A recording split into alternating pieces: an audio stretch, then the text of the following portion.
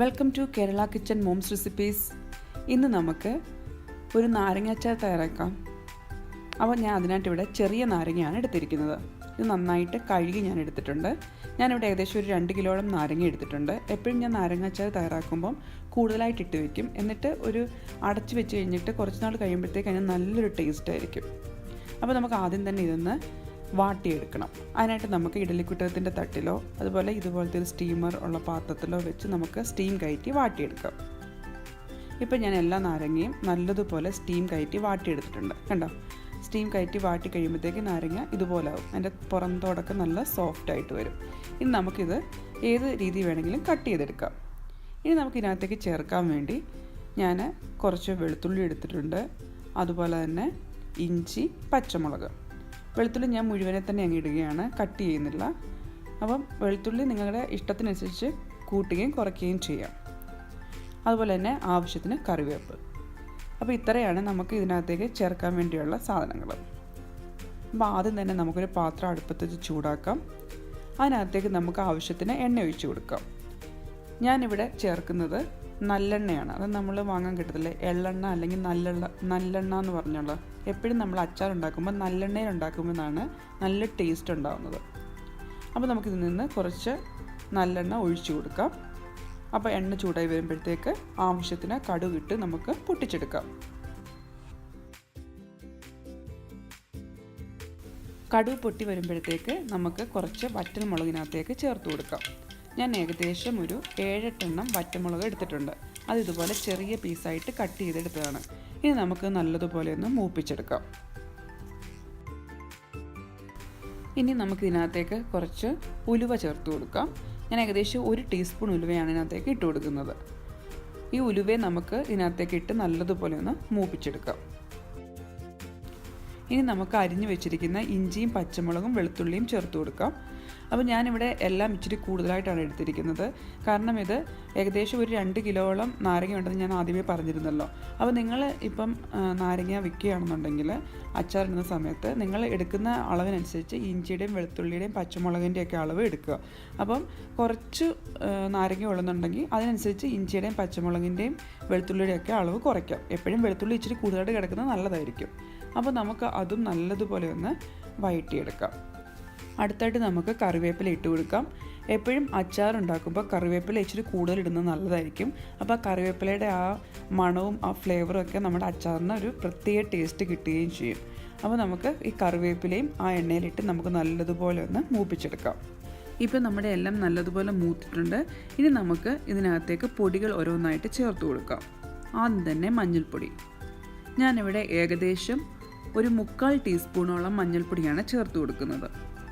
അപ്പോൾ മഞ്ഞൾപ്പൊടി ഇട്ടതിന് ശേഷം നല്ലതുപോലെ ഒന്ന് ഇളക്കി ആ മഞ്ഞൾപ്പൊടിയുടെ പച്ചമണമൊക്കെ നമുക്കൊന്ന് മാറ്റിയെടുക്കാം. ഇപ്പോൾ നമ്മുടെ മഞ്ഞൾപ്പൊടിയൊക്കെ നന്നായിട്ട് മൂത്തിട്ടുണ്ട്. ഇനി നമുക്കിനകത്തേക്ക് മുളക് പൊടി ചേർത്ത് കൊടുക്കാം. ഞാനിവിടെ ഏകദേശം ഒരു 7 ടീസ്പൂൺ മുളക് പൊടിയാണ് ചേർക്കുന്നത്.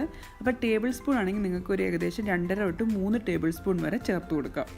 അതുപോലെ തന്നെ ഞാനിപ്പോൾ കൂടുതൽ നാരങ്ങ എടുത്തത് കാരണമാണ് ഇത്രയും മുളക് പൊടി ചേർക്കുന്നത്.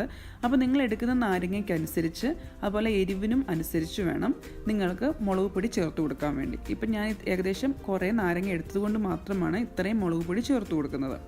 അപ്പോൾ നമുക്ക് നല്ലതുപോലെ ഇളക്കി ആ മുളക് പൊടി ഒന്ന് മൂപ്പിച്ചെടുക്കാം. ഇനി നമുക്ക് ഇതിനകത്തേക്ക് കായപ്പൊടി ചേർത്ത് കൊടുക്കണം. ഞാനിവിടെ ഏകദേശം ഒരു 3/4 ടീസ്പൂണോളം കായപ്പൊടിയാണ് ചേർത്ത് കൊടുക്കുന്നത്. അപ്പം ഞാൻ നേരത്തെ പറഞ്ഞ പോലെ അളവ് നിങ്ങൾ എടുക്കുന്ന നാരങ്ങയ്ക്കനുസരിച്ച് മാറ്റം വരുത്തുക. അപ്പോൾ അത് നല്ലതുപോലെ നമുക്കൊന്ന് ഇളക്കി ഒന്ന് യോജിപ്പിച്ച് കൊടുക്കാം.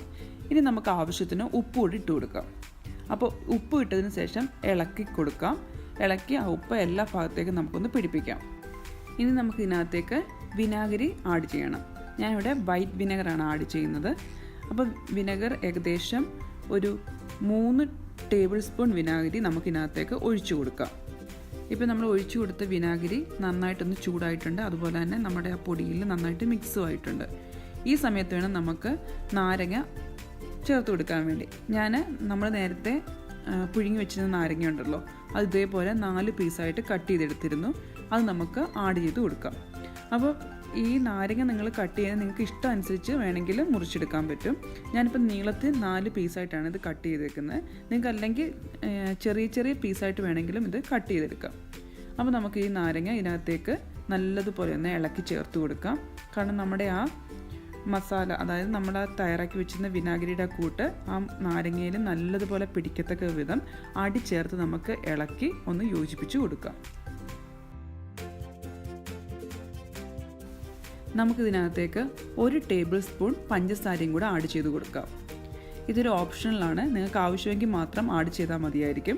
അപ്പോൾ നമ്മുടെ നാരങ്ങയുടെ ഒരു കയ്പ്പ് രസം ഉണ്ടല്ലോ, അതൊന്ന് ബാലൻസ് ചെയ്യാൻ വേണ്ടിയാണ് നമ്മൾ ഈ പഞ്ചസാര ഇതിനകത്തേക്ക് ആഡ് ചെയ്യുന്നത്. ഇനി നമുക്കിത് നല്ലതുപോലെ ഒന്ന് ഇളക്കി നല്ലതുപോലെ ഈ പഞ്ചസാരയും എല്ലാ ഭാഗത്തേക്കും ഒന്ന് യോജിപ്പിച്ച് കൊടുക്കുക. എന്നിട്ട് നമുക്കിന്ന് നല്ലതുപോലെ ഒന്ന് കൂട്ടി വയ്ക്കാം. അതിനുശേഷം നമുക്ക് അടച്ചു വെച്ച് തീ ഓഫ് ചെയ്ത് വയ്ക്കാം.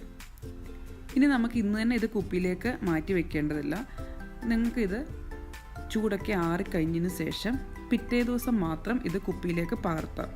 അപ്പം നല്ലതുപോലെ ഇത് ഇങ്ങനെ അമക്കി നമ്മൾ ഇതുപോലെ യോജിപ്പിച്ച് വെച്ച് കഴിഞ്ഞ് കഴിയുമ്പോഴത്തേക്ക് ആ എണ്ണയൊക്കെ നല്ലതായിട്ട് അതിനകത്തേക്ക് പിടിക്കുകയും ചെയ്യും. കൂടുതലായിട്ട് നമ്മൾ എണ്ണ ആഡ് ചെയ്യുകയാണെങ്കിൽ ആ എണ്ണ അതിൻ്റെ മുകളിൽ ഇങ്ങനെ വന്ന് കിടക്കുകയും ചെയ്യും. അപ്പോൾ നമുക്കിത് അടച്ചു വെച്ചതിന് ശേഷം പിറ്റേ ദിവസം രാവിലെ നമുക്കിത് തുറന്ന് നോക്കി നമുക്കിത് കുപ്പിയിലേക്ക് മാറ്റി വയ്ക്കാം. ഇപ്പോൾ അടുത്ത ദിവസമാണ് നമ്മുടെ അച്ചാർ നന്നായിട്ട് ചൂടൊക്കെ ആറിയിട്ടുണ്ട്, അതുപോലെ തന്നെ അത് നല്ലതുപോലെ ഒന്ന് അലിഞ്ഞിട്ടുമുണ്ട്. അപ്പോൾ നമ്മൾ എപ്പോഴും അച്ചാർ ഇട്ട് വെക്കേണ്ടത് ഗ്ലാസിൻ്റെ ജാറിൽ തന്നെ ഇട്ട് വെക്കാൻ നിങ്ങൾ പ്രത്യേകം ശ്രദ്ധിക്കുക. അതുപോലെ തന്നെ വായു കിടക്കാത്തതും നല്ല ക്ലീനും ആയിരിക്കണം, അതുപോലെ വെള്ളമയം ഒന്നും ഉണ്ടാവരുത്. അപ്പോൾ അങ്ങനെയുള്ളൊരു ബോട്ടിൽ എടുത്തിട്ട് നമുക്ക് ഈ അച്ചാർ അതിനകത്തേക്ക് ഇട്ട് വയ്ക്കാം. അതുപോലെ തന്നെ അച്ചാർ ഇട്ടതിന് ശേഷം കണ്ടില്ലേ, ഇതേപോലെ നിങ്ങളൊന്ന് അമുക്കി വെക്കണം. എന്നാലേ അച്ചാർ നല്ലതുപോലെ ഇരുന്ന് അലിഞ്ഞ് ചേരത്തുള്ളൂ. അപ്പോഴാണ് അച്ചാർ ഒരു പ്രത്യേക ടേസ്റ്റ് വരത്തുള്ളൂ. അപ്പോൾ ഇതുപോലെ നമ്മൾ നല്ലതായിട്ട് പ്രസ് ചെയ്ത് വെച്ചതിന് ശേഷം ഏകദേശം 1 മാസം കഴിയുമ്പോഴത്തേക്ക് അച്ചാറിന് ഭയങ്കര ടേസ്റ്റ് ആയിരിക്കും. അപ്പോൾ ഇതുപോലെ നിങ്ങളൊന്ന് ചെയ്ത് നോക്കിയേ, ഈ നാരങ്ങ അച്ചാർ നല്ല അടിപൊളിയായിട്ട് നമുക്ക് കിട്ടും. അപ്പോൾ എപ്പോഴും അച്ചാർ ഇട്ടതിന് ശേഷം കുറച്ച് ദിവസത്തിന് ശേഷം മാത്രമേ നിങ്ങളത് എടുത്ത് ഉപയോഗിക്കാവൂ. എന്നാലേ അതിനൊരു നല്ലൊരു ടേസ്റ്റ് ഉണ്ടാകത്തുള്ളൂ. അപ്പോൾ ഇതുപോലെ ഒന്ന് നിങ്ങൾ നാരങ്ങ അച്ചാർ ഇട്ട് നോക്കുക. അപ്പോൾ ഇഷ്ടപ്പെട്ടെങ്കിൽ എൻ്റെ വീഡിയോ ലൈക്കും ഷെയറും ചെയ്യാൻ മറക്കണ്ട കേട്ടോ. അപ്പോൾ ഇതുപോലത്തെ പുതിയ റെസിപ്പികളായിട്ട് നമുക്ക് വീണ്ടും കാണാം. അതുവരേക്കും ബൈ.